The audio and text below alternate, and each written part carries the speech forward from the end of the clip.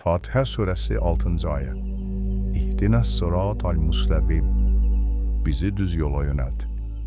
Ayənin təfsiri. İnsanın Allah qarşısında boyun əyib, ondan yardım dilədikdən sonra ilk istəyi onu düz yola, yaxşılıq və paçılıq, ədalət və düzgünlük, iman və salih əməl yoluna yönəltməsidir. İstəyir ki, bütün nemətləri ona vermiş Allah hidayət nemətini də bəxş etsin.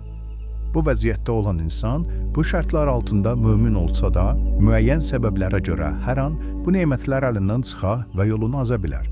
Buna görə də gün ərzində heç olmasa 10 dəfə Allahından istəməlidir ki, onu düz yoldan uzaqlaşdırmasın. Üstəlik, haqq dindən ibarət bu düz yolunda müxtəlif mərhələləri vardır ki, onları geridə qoymaq heç də bərabər deyil.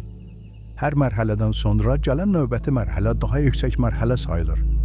Onların hamısını arxada qoymaq üçün imanlı şəxs mütləq Allahdan onu düz yola yönəltməsini istəməlidir. Daha çox insan faydalansın deyə bu videonu bəyən və yadda saxla.